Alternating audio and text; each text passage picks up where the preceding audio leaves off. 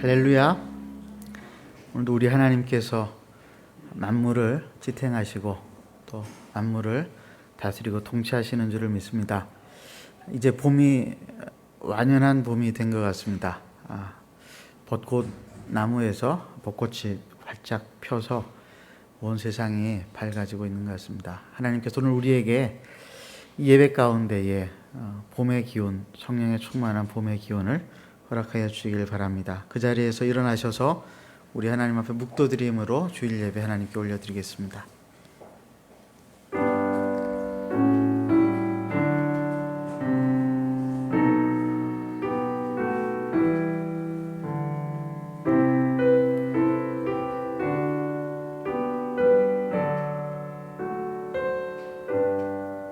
이스라엘아 들으라. 우리 하나님 여호와는 오직 유일한 여호와이시니 너는 마음을 다하고 뜻을 다하고 힘을 다하여 내 하나님 여호와를 사랑하라.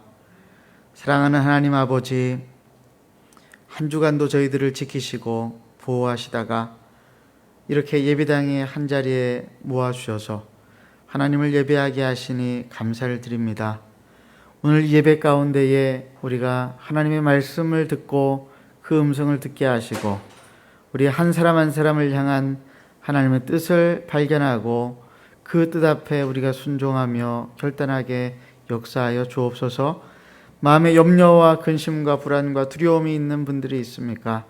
이 시간 성령 하나님께서 찾아가셔서 그 마음을 위로하시고 만져주셔서 믿음을 가지고 당당히 하나님 앞에 나설 수 있도록 축복하여 주시옵소서. 예수님의 이름으로 간절히 기도드리옵나이다. 아멘. 사도신경으로 우리 신앙을 고백하겠습니다.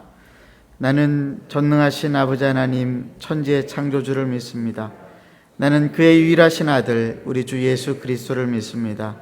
그는 성령으로 잉태되어 동정녀 마리아에게서 나시고 본디오 빌라도에게 고난을 받아 십자가에 못 박혀 죽으시고 장사된 지 사흘 만에 죽은 자 가운데서 다시 살아나셨으며 하늘에 오르시어 전능하신 아버지 하나님 우편에 앉아 계시다가 거기로부터 살아있는 자와 죽은 자를 심판으로 오십니다.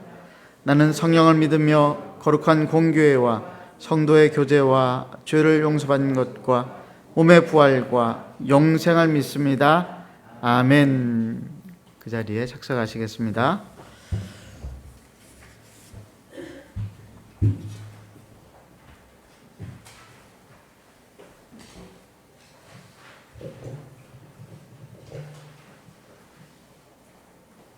할렐루야. 우리 주님을 찬양합니다. 오늘도 우리 함께 하시고 우리가 존경하시는 주님 앞에 감사와 기쁨의 고백으로 이 시간 나아가도록 하겠습니다.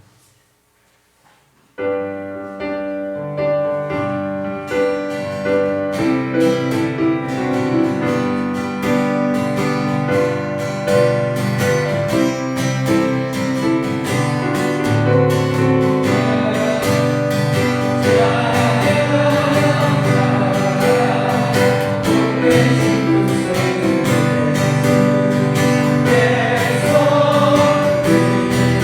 손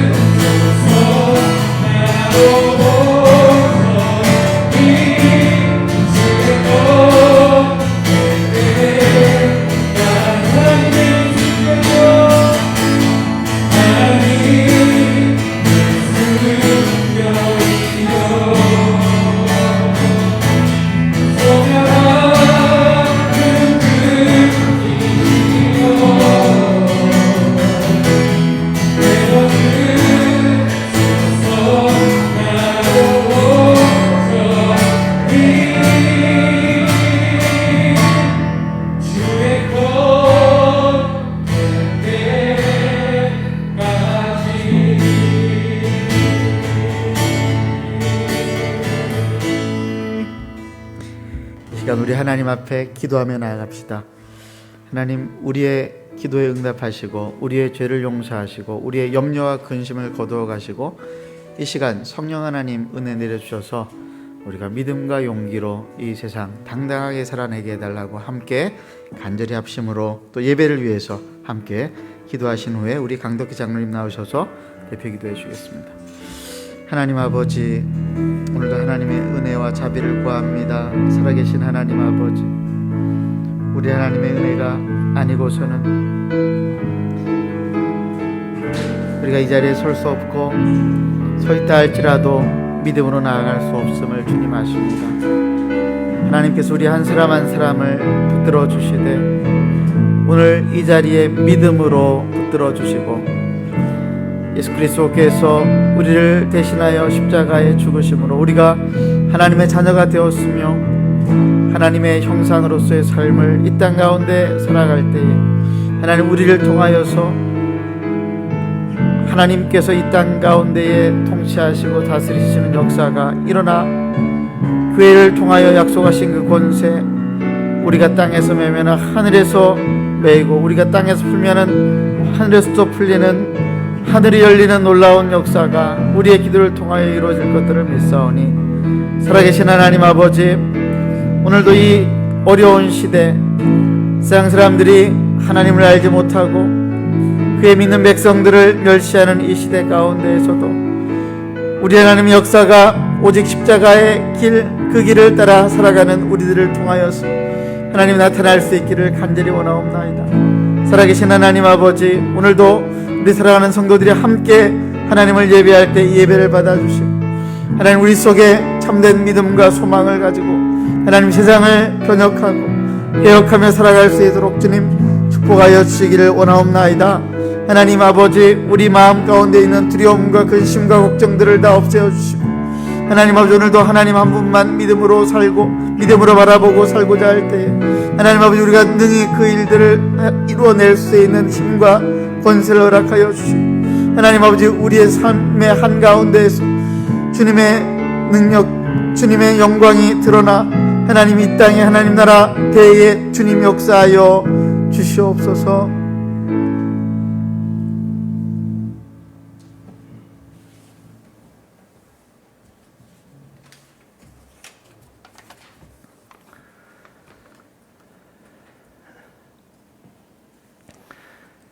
지금도 살아계시며 역사하시는 하나님 아버지, 이 시간 우리 주 예수 그리스도의 그 이름을 덧입어 주님 앞에 나아갑니다. 나의 하나님, 어찌하여 나를 버리셨나이까? 인간이신 예수님의 그 부르짖음을 저희가 듣고 있습니다. 예수께서 인간이셨기에 그 고통, 두려움에서 구원을 요청하신 그 주님의 음성을 저희들이 듣습니다. 하나님께서는 그 아들을 외면하시고 우리의 죄를 징계하셨습니다. 아들의 희생을 통해 우리를 죄와 심판에서 구원하신 하나님 아버지, 저희가 사망의 음침한 골짜기에서도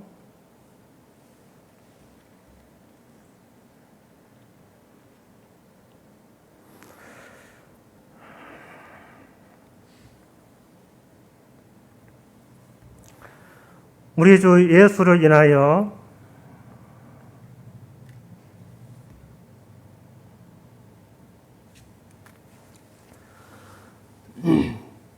나의 구원이 있음을 인하여 이 땅에서 여전히 소망을 가지고 살아갑니다.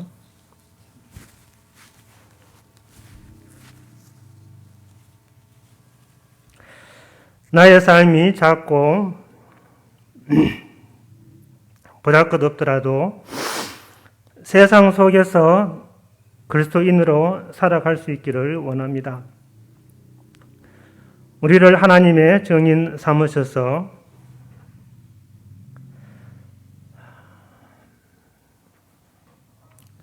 아버지를 영화롭게 할 수 있는 저희가 되기를 원합니다. 하나님 아버지, 이 시간도 저희들은 저희의 한계를 인하여 당면한 문제들을 위해서 기도합니다. 다가오는 부활절에는 저희가 모든 고난을 이기시고 부활의 능력으로 소망을 주신 그 주님을 만나는 저희가 되기를 원합니다. 특별히 온라인 예배를 통하여 복음을 전하고 빚진 자의 심정으로 살아가는 저희가 되기를 원합니다. 하나님 아버지, 안요한, 김원진 선교사 부부를 주님께서 연단하시고 일본 선교사로 서시고자 하시니 감사합니다. 처음과 끝을 저희들은 알 수 없지만 하나님께서 비자가 나오게 하시고 이분들의 열망을 따라 이방 영혼들을 섬기는 목자로 서주시기를 원합니다. 이 시간 저희가 심령으로 주님 앞에 나아갑니다. 저희의 마음을 예배를 받으시는 하나님 아버지를 의지하여 나아갑니다. 담임 목사님 가운데 하나님의 세밀한 음성을 들을 수 있도록 역사하여 주옵소서. 온전히 주님께 영광 돌리옵고 예수님 이름으로 기도드렸습니다.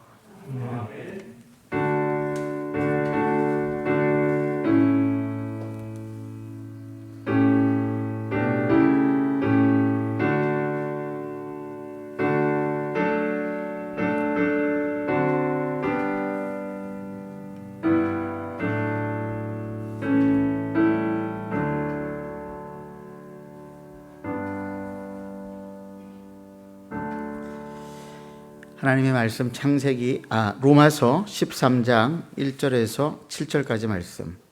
로마서 13장 1절에서 7절까지 말씀을 저와 여러분이 한 절씩 교독하겠습니다.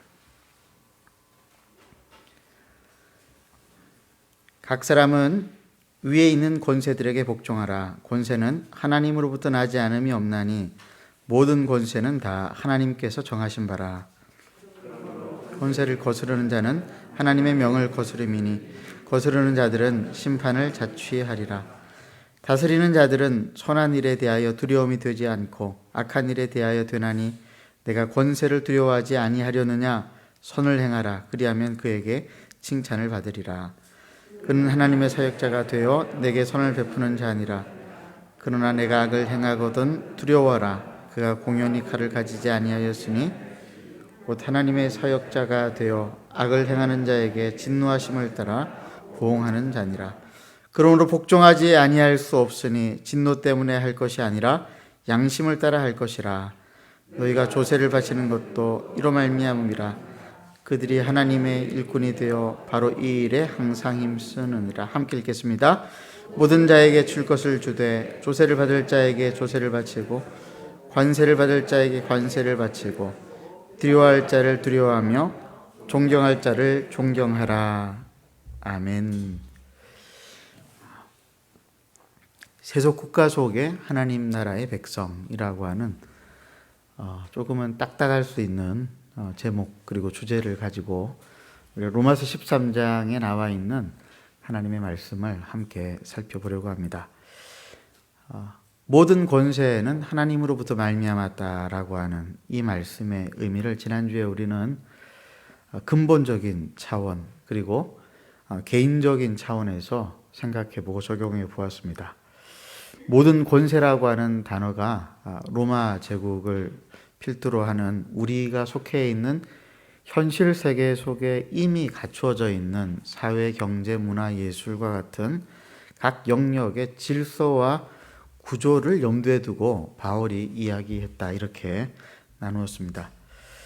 모든 권세에 복종하라고 하는 말씀은 이미 현실 세계 속에 만들어져 있는 이러한 구조 그리고 개인적으로 우리를 둘러싸고 있는 환경들을 인정하고 살아가되 그 속에 하나님의 신적인 간섭과 섭리와 돌보심이 있음을 믿고 더 나아가서는 하나님의 최종적인 통치와 승리가 우리에게 주어질 것을 믿고 담대히 살아가라라고 하는 그런 말씀이었습니다. 그러므로 이 말씀은 타락한 세상, 불의가 횡행하는 것을 볼 때에 그것 때문에 실망하지 말고 최종적인 권세 그리고 결정을 내리시는 하나님을 믿음으로 당당히 삶 가운데에 복음의 가치를 따라서 살아내라고 하는 말씀이었습니다. 그래서 예수님께서도 세상을 살아가실 때에 구호와 함성 선동으로 살지 않으시고 오직 최종 권세자이신 하나님의 말씀에만 순종하심으로 살아가셨는데 그 길이 바로 십자가의 길, 사랑과 섬김의 길이었던 것이죠. 우리 믿는 자가 세상을 이기고 주어진 현실을 변화시키는 방법도 바로 이와 같아야 될 것이라고 말씀을 드렸습니다. 고함치고 소리치고 욕하고 원망하고 그리고 주어진 현실을 그렇게 극복할 수 있는 것이 아니라 오직 믿음으로 매일매일 하나님의 통치와 다스림을 바라보면서 살아가라고 하는 이 바울의 권면은 로마서 1장부터 16장 마지막 장까지 계속되어지고 있습니다.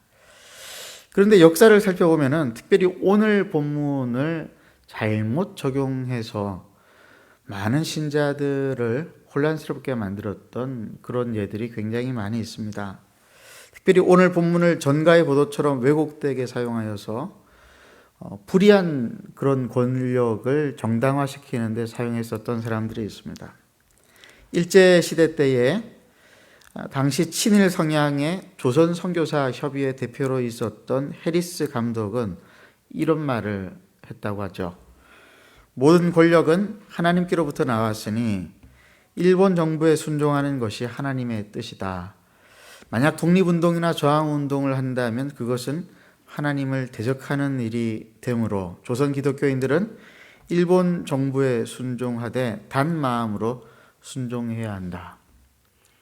선교사의 입에서 나온 말이라고 생각하기에는 참으로 어처구니 없는 말이었습니다.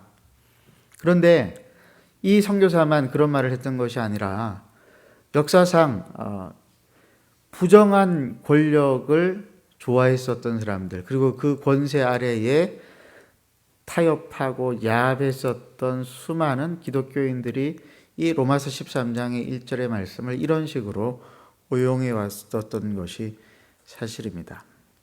근데 우리가 한번 생각을 해봐야겠죠. 바울이 정말 그런 의미로 이 말씀을 하신 것인가?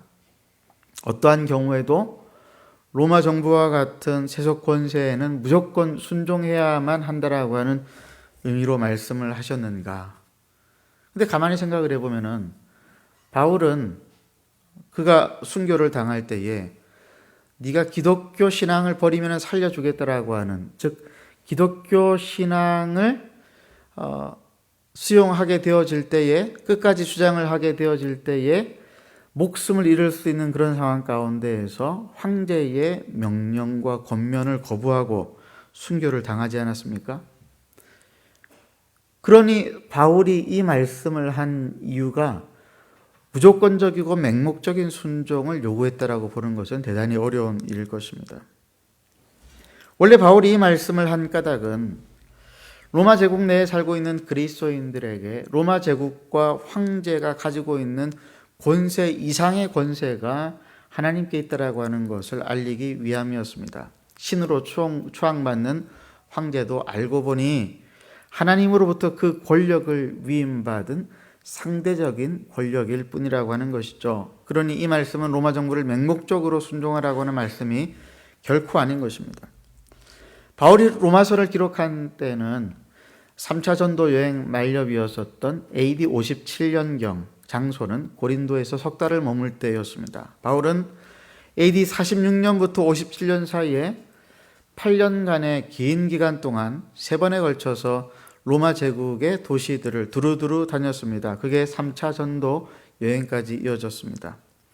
이 전도 여행을 통해서 바울이 볼 수 있었던 것은 강력한 로마의 힘이었습니다. 로마를 통해서 모든 것이 이루어진다라고 하는 말처럼 당시 믿는 신자들을 둘러싸고 있는 주변 환경들은 그야말로 모두가 다 메이드 인 로마였다라고 하는 것이죠. 오늘날 전 세계의 거의 대부분의 물건들이 메이드 인 차이나인 것처럼 말이죠. 로마의 정치와 경제와 문화와 사회와 교육과 예술과 종교는 그야말로 압도적이었습니다. 로마 제국은 그 모든 힘의 원천을 누구에게로 돌렸냐면은 황제에게로 돌렸습니다. 급기야 황제를 하나님처럼 숭배해야 한다라고 하는 황제 사당을 각 도시마다 세우도록 지시를 했습니다. 예수님 시대에 예수님께서 제자들과 함께 찾았었던 가이사랴 빌립보도 그런 도시들 중에 하나였습니다. 그럼 우리가 한번 생각을 해봐야겠죠. 모든 권력이 하나님으로부터 말미암았다라고 하는 이 말씀을 로마 황제는 과연 좋아했을까요? 여러분 어떻게 생각하세요? 모든 권력이 하나님께로부터 나온다. 로마 황제가 이 말을 좋아했을까요? 무소불위의 권력을 휘두르는 황제의 힘도 하나님에게서 나온다라고 하는 이 말이 혹시 걸리지는 않았을까요? 이 말씀은 말씀 그대로 권력의 원천 근원을 권력의 변방으로 바꾸어 버린 말씀이었습니다. 권력의 수여자, 로마의 모든 그 관원들에게 권력을 나누어 주는 이 황제를 권력의 수혜자로 바꾸어 버린 거예요. 권력의 왕을 권력의 종으로 비하시켜 버린 말씀입니다. 그래서 로마서 13장 말씀을 황제가 과연 좋아했겠는가? 우리는 그렇게 생각하기가 어려운 것입니다. 그러면은 그리스도인들은 이 말씀을 어떻게 들었을까요? 모든 권력은 하나님으로부터 말미암았다라고 하는 이 말씀을 그리스도인들은 아마 이렇게 생각했을지 모르겠습니다. 사람들이 신처럼 떠받드는 황제도 내가 섬기는 왕 대신 주 예수 그리스도의 권세 앞에서는 복종해야만 하는 인간이구나. 그런 생각하지 않았을까요? 바울은 골로새 교회 성도들을 향하여서 만물의 머리가 되시는 예수 그리스도의 권세에 대해서 이렇게 이야기했습니다. 골로새서 1장 13절에서 20절까지 말씀을 한 절씩 교독하겠습니다. 그가 우리를 흑암의 권세에서 건져내사 그의 사랑의 아들의 나라로 옮기셨으니 그는 보이지 아니하는 하나님의 형상이시오 모든 피조물보다 먼저 나신 이시니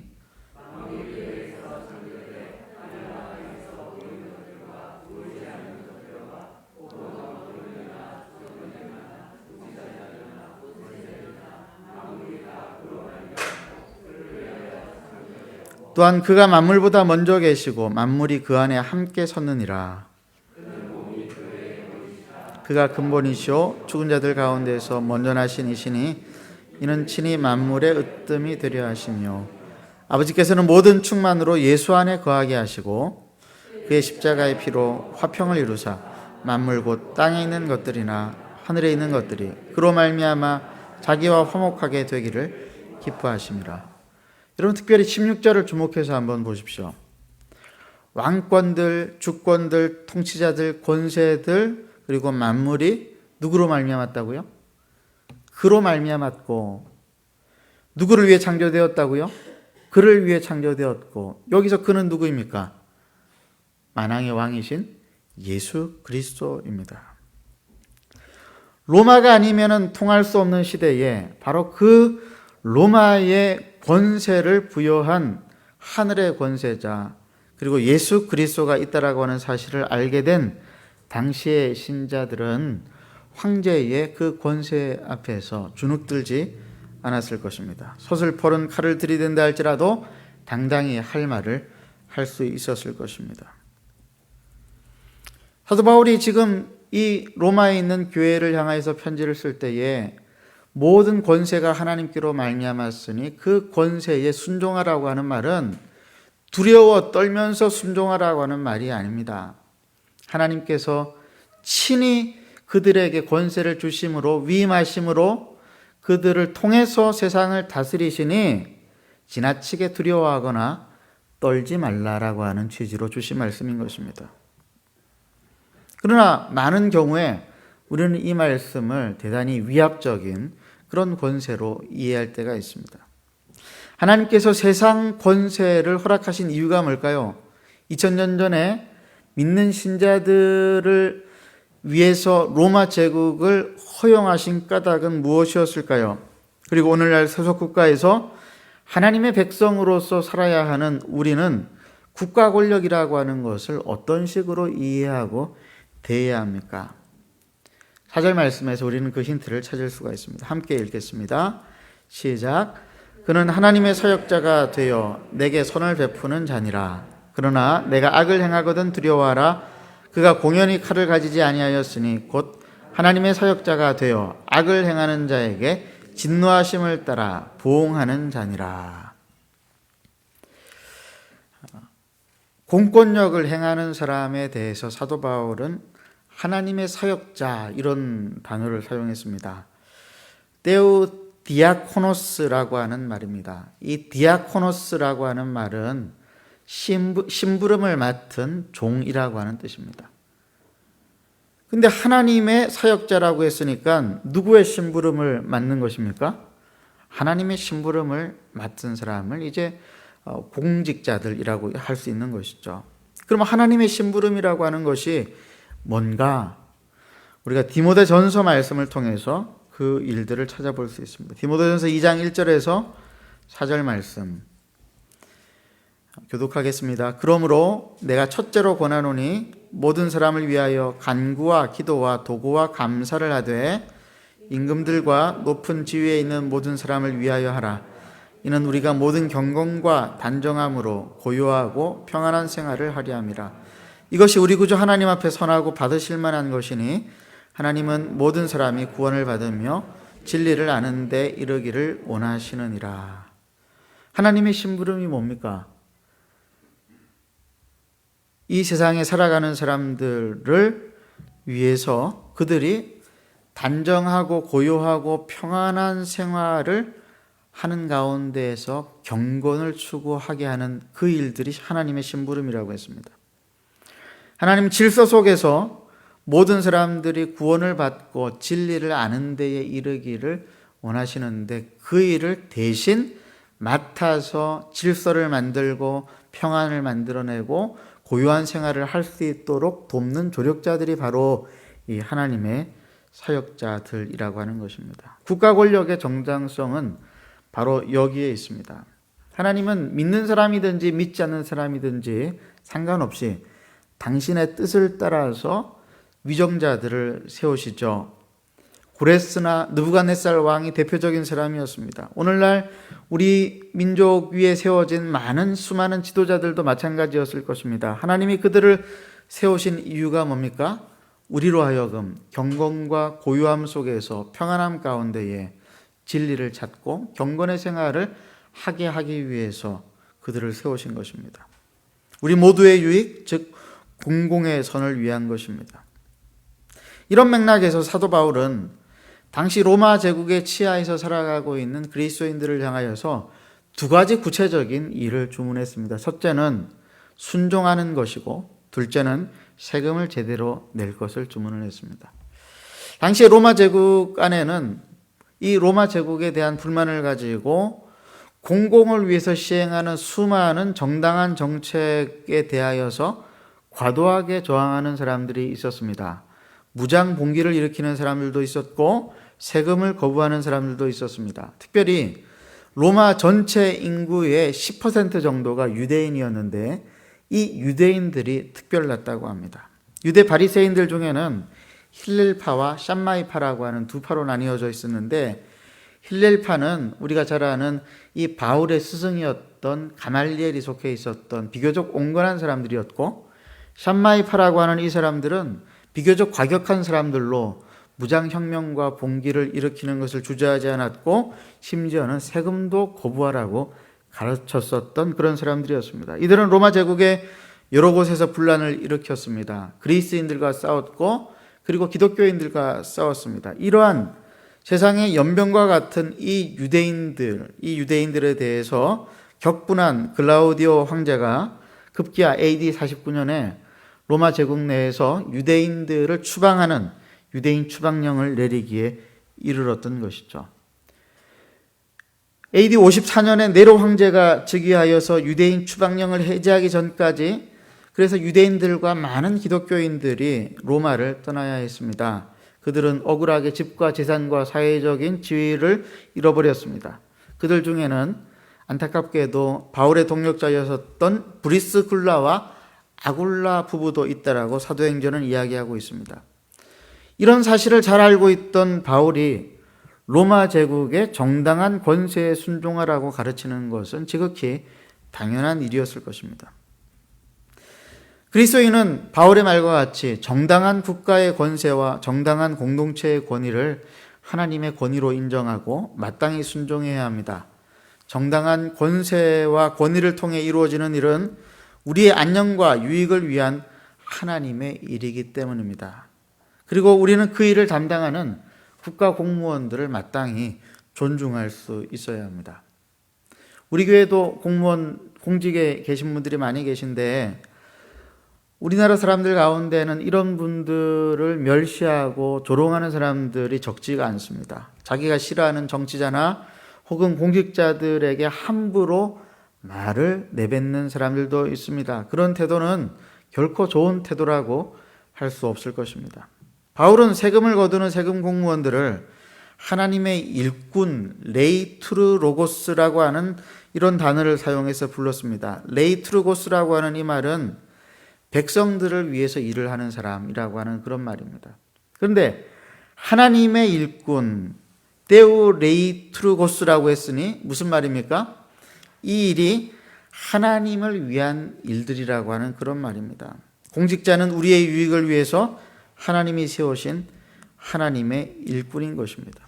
그러니까 제가 생각할 때는 우리 공직자들은 충분한 자부심을 가져도 될 것 같아요. 아마 이 자리에도 공직에 계신 분들이 계시는데 여러분들은 하나님으로부터 그 고난을 위임받아 공공의 선과 유익을 위해서 부름받은 아주 중요한 분들이신 것이죠.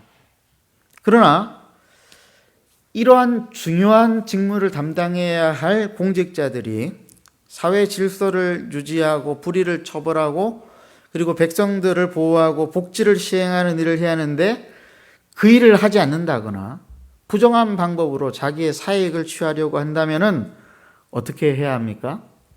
그런 사람들에 대해서도 존중을 해야 하고 그런 사람들의 권세도 우리는 따라야 할까요?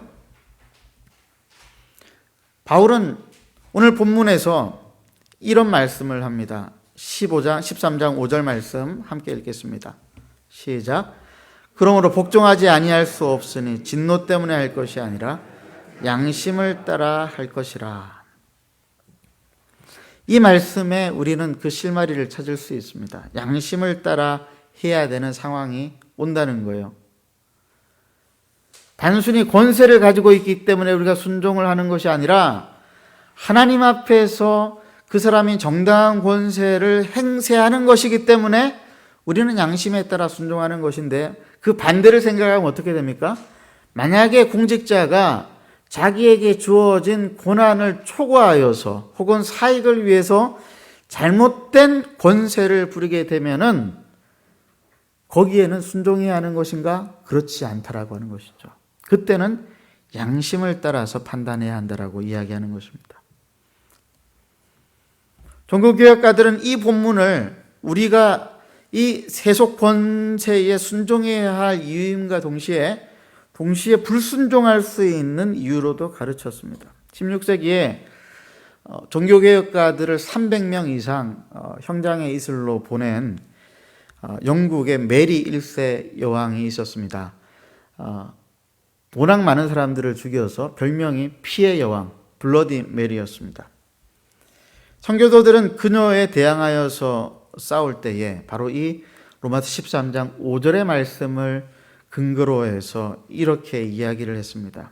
윌리엄 브릿지 목사가 웨스터민스터 총회에서 관원들은 우리의 유익을 위해 하나님이 세우셨습니다. 그런데 그들이 불법적인 것과 하나님의 계명을 어기는 것을 명령한다면 그들은 더 이상 하나님의 종이 아닙니다. 우리는 로마서 13장 5절 말씀에 근거하여 양심에 따라 불순종하고 저항해야 합니다. 이게 청교도들의 생각이었습니다. 17세기에 스코틀랜드의 청교도 목사였었던 사무엘 러드포드는 법과 왕이라고 하는 책을 통해서 비록 왕이라 할지라도 법 아래 존재해야 한다라고 하는 것을 강조했습니다. 절대 권력은 없다라고 하는 것입니다. 하나님은 모든 권력을 왕에게 직접 주지 않고 백성들을 통해서 주었다라고 이야기하면서 다윗과 사울 왕이 왕위를 이렇게 받는 과정을 설명을 했습니다. 사울은 사무엘이 기름을 붓고 난 다음에도 백성들이 동의가 이루어지기 전까지는 왕권을 행사하지 못했습니다. 다윗도 마찬가지입니다. 다윗은 사울이 죽고 백성들이 그를 왕으로 받아줄 때까지는 기다려야만 했습니다. 이게 이스라엘의 1대, 2대 왕이었었던 사울과 다윗의 왕이 세워지는 과정이었습니다. 하나님께서 국가에 공권력을 주신 이유는 국민의 유익과 사회 질서의 유지, 그리고 불의를 막고 어려운 국민들을 돌보는 복지를 위해서입니다. 국민과 공직자 사이에는 고난이 있는 대신에 거기에 대한 책임도 따르게 되어지는데, 이 책임을 다하지 못하는 사람들은 고난을 행사할 수 없게 되는 것이죠. 그래서 국민 소환권이라고 들어보셨죠? 국민들이 위정자들에게 부여한 권한을 다시 소환하는 것입니다. 오늘날 사실 이러한 민주주의 사회를 살아가는 이 우리 현실 가운데에서도 사실 이러한 책임과 의무가 제대로 이루어지는 경우는 많지가 않습니다. 많은 사람들이 권세를 가지게 되면은 자기의 권세를 악용할 때가 있습니다.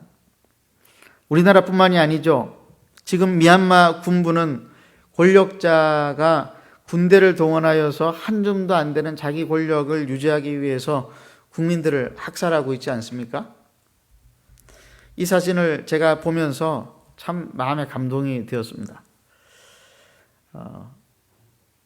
시민들을 향하여서 발포하려고 하는 그 경찰들 앞에서 한 수녀님이 나서서 제발 시민들을 향해서 총을 쏘지 말아 달라고 부탁하는 장면이죠.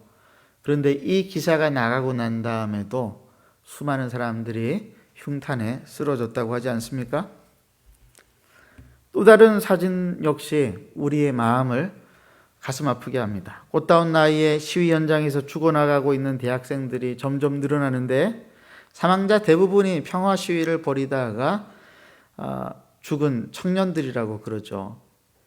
며칠 전에는 시위 현장에서 다친 시민들을 치료해 주기 위해서 거리에 나섰다가 흉탄에 쓰러진 학생이 있었습니다. 의대생이었습니다. 양곤대 의과대학 1학년 칸네이 하잉이라고 하는 청년이었습니다. 이 청년의 장례식장에 전국의 의대생들이 모여서 새삼 마음 가운데 다짐을 했다고 합니다. 죽어가는 사람들을 위해서 끝까지 헌신하고 노력하겠다라고 하는 것이죠. 한편 시위대를 향해 주저없이 총을 쏘라고 하는 명령을 거부하는 경찰과 군인들과 그리고 공무원들도 있다고 합니다. 많은 공무원들이 미얀마를 빠져나가서 다른 나라로 망명을 하고 있는데 이미 망명된 숫자만 400명이 넘었다고 그러죠. 국제사회가 이 일에 속속 성명을 발표하고 도움의 손길을 주고 있는 것은 고무적인 일입니다. 우리나라에서도 교회를 비롯한 각종 시민단체가 모금을 하고 있습니다. 기독교 윤리 실천 운동에서는 3월 한 달 동안에 미얀마 민주화를 위해 희생당한 유가족들을 돕는 모금 운동을 벌이고 있다고 해서 그 홈페이지 사이트에 들어가 봤더니 이런 글이 올려져 있었습니다. 지난 2월 1일 발생한 미얀마 군부 쿠데타에 굴복하지 않는 미얀마 시민들의 평화적 저항운동은 계속 이어지고 있습니다. 3월 17일 현재 군부의 무차별적 발포로 180여 명의 사망자와 수많은 부상자 소식이 들리는 가운데 젊은이들의 죽음을 각오한 저항 행렬은 이 시간에도 계속되고 있습니다. 총을 쏘는 군인들에게 돌도 아닌 물 담은 비닐봉지와 플라스틱 물통을 던지는 젊은 시위대의 모습은 우리의 가슴을 더욱 아프게 합니다. 시민 불복종 운동에 따라 학교, 은행, 병원 등 모든 공공기관은 폐쇄되었습니다. 시위 중 총상을 입은 부상자들은 은밀한 장소에 마련된 임시치료센터로 이송되지만 시설이 열악하여 제대로 치료받지도 못하고 있습니다. 이러한 미얀마 시민들의 외로운 싸움에 연대의 손을 더욱 내밀어야 하겠습니다.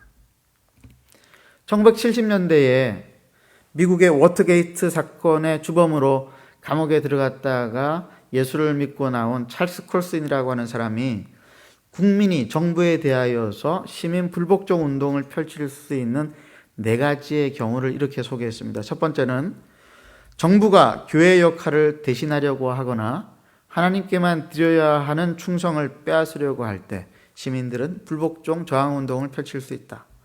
둘째, 국가가 양심의 자유를 제한할 때에 시민들은 언제든지 시민 불복종 운동을 펼칠 수 있다. 셋째, 국가가 하나님께서 명하신 생명을 지키고 질서와 정의를 보존해야 하는 책임을 기만하고 무시할 때 시민들은 시민 불복종 운동을 펼쳐나갈 수 있다. 넷째, 시민들이 불복종한 결과에 대해서 시민들이 기꺼이 책임지려고 하고 그리고 책임질 수 있을 때 저항 운동은 계속될 수 있을 것이다. 저는 이번 미얀마 사건을 보면서 지금 미얀마 국민들이 정당한 시민 불복종 운동을 펼치고 있다고 생각을 합니다. 그러면 우리는 그들을 어떻게 바라보아야 할까요? 바라보고만 있어야 할까요?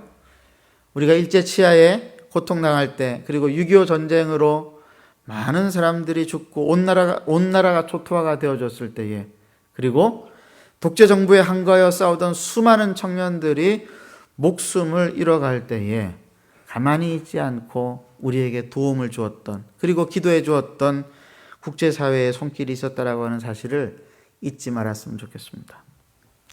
말씀을 정리하겠습니다. 교회와 국가는 각 주권이 있고 서로 구별되어야 합니다. 그러나 기본적으로 우리 믿는 신자는 국가 권력을 존중하고 그 권세에 순종하되 국가 권력이나 공직자들이 그 자신들의 책임을 망각하고 국민들과 시민들을 탄압할 때에는 우리는 그 부당한 권력을 바로잡는 일을 과감하게 선택해야 할 것입니다. 오늘 우리가 읽은 로마서 13장은 순종의 이유와 불순종의 이유 둘 다를 우리에게 명확하게 보여주고 있습니다. 세속 국가 속에서 하나님 나라의 백성이 된 우리 교회는 마땅히 순종해야 할 일에는 순종해야 하지만 순종하지 말아야 할 일에는 가만히 있어서는 안 되겠습니다. 모든 권력이 하나님께로부터 나온다라고 하는 말씀을 믿음으로 받아들일 때에 우리는 양심을 따라 그리고 하나님의 말씀에 따라서 당당하게 이 세상을 섬기면서 살아갈 수 있을 것입니다. 기도하겠습니다. 함께 기도하실 때 하나님, 우리가 우리 자신만의 유익을 위해서 살아가는 것이 아니라 하나님 우리에게 맡기신 이 세상을 섬기고 다스리고 통치하기 위해 살아가야 한다면 하나님 우리에게 지혜가 필요하고 용기와 믿음이 필요합니다. 우리에게 믿음과 용기를 주시고 하나님 특별히 지금 고통받고 있는 미얀마 땅의 수많은 사람들, 특별히 그리스도인들을 불쌍히 여기시고 그들에게 자유와 평화를 허락하여 주시옵소서. 함께 기도하시겠습니다. 하나님 아버지 감사합니다. 우리가 이 땅에 살아가는 동안에 수많은 아픔과 고통 속에서 어찌할 바를 알지 못하고 혹여나 내 삶이 방해를 받을까 싶어서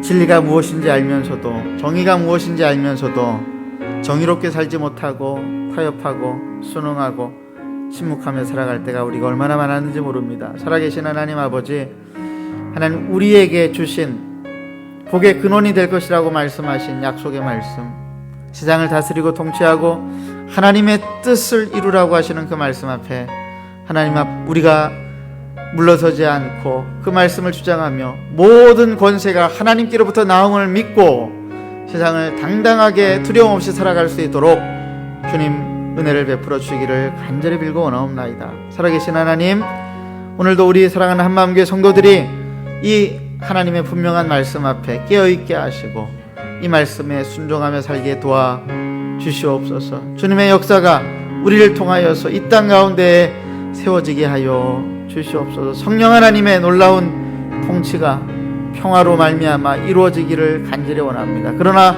이 일들을 하는데 우리가 교만하지 말게 하시며 오직 예수 그리스도의 십자가의 사랑과 자비와 섬김의 정신을 따라 우리가 세상을 섬기며 살게 하여 주시옵소서. 우리 구주 예수 그리스도의 이름으로 기도드리옵나이다. 아멘.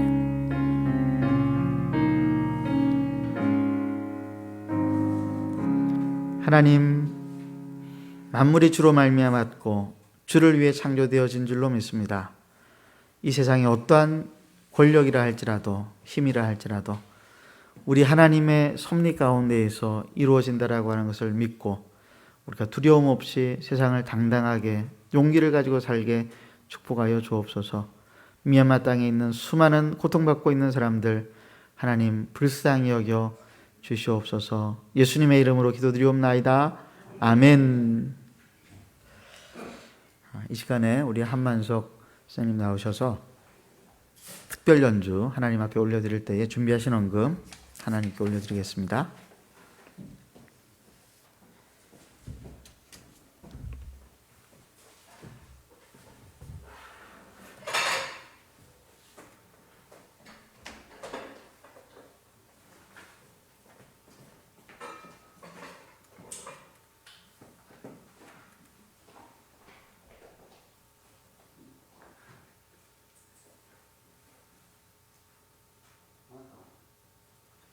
마이크 좀 켜주세요.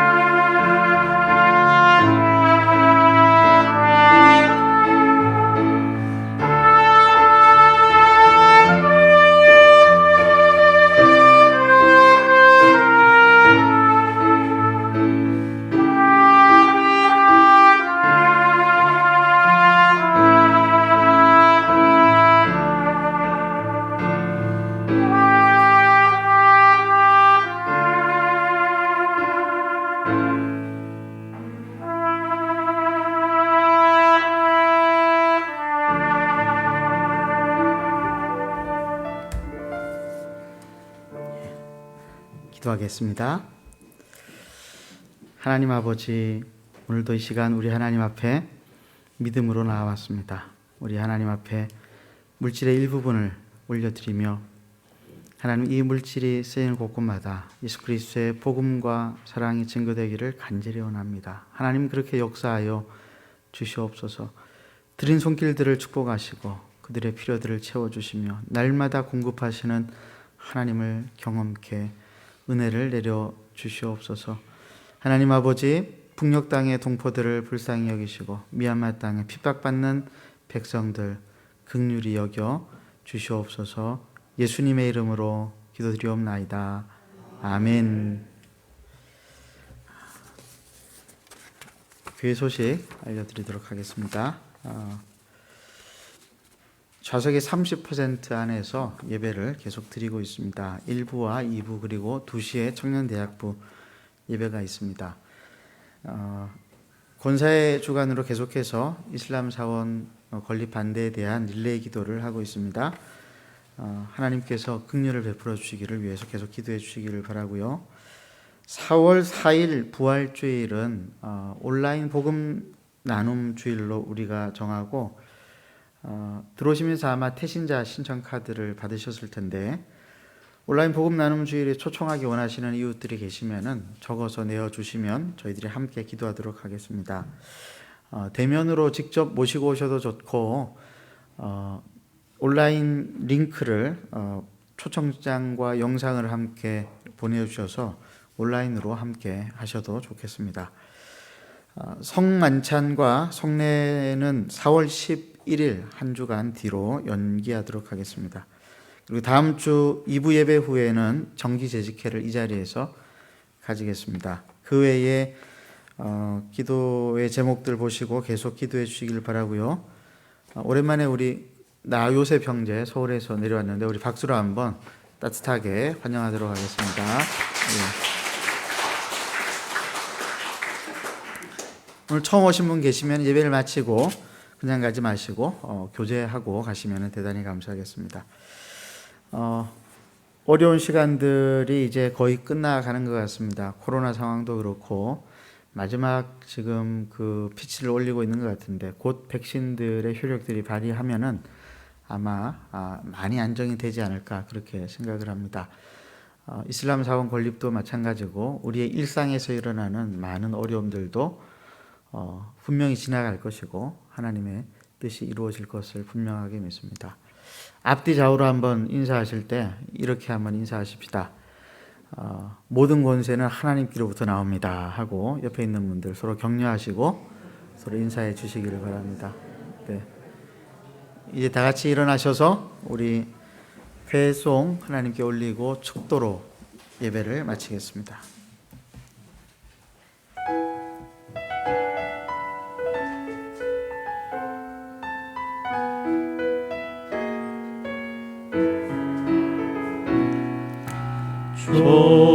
좋으신 하나님, 좋으신 하나님, 참 좋으신 나의 하나님,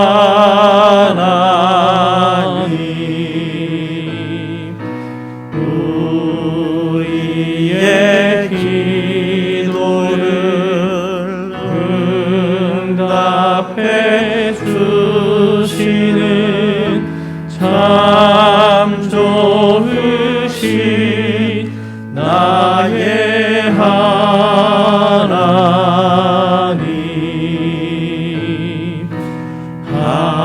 한없는 축복을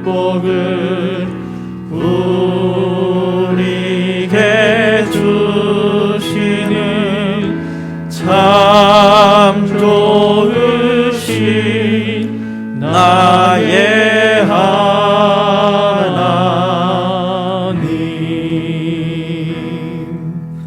여호와는 내게 복을 주시고 너를 지키시기를 원하며 여호와는 그 얼굴로 내게 비치사 은혜 베푸시기를 원하며 여호와는 그 얼굴을 내게로 향하여 드사 평강 주시기를 원하노라. 지금은 우리 구주 예수 그리스도의 십자가의 사랑과 하나님 아버지의 무한하신 섭리의 은혜와 말씀을 깨닫게 하시는 성령 하나님의 은총이 오늘 이 자리를 떠나가면서 모든 최종 권세가 하나님으로 말미암는다는 것을 믿음으로 고백하고 받아들이며 이 세상 살아갈 때에 불의에 응하지 아니하고 당당하게 살아가기를 작정하고 돌아가는 우리 사랑하는 한마음교회 성도들의 인생 가운데에 지금부터 영원까지 함께 있을지어다. 아멘.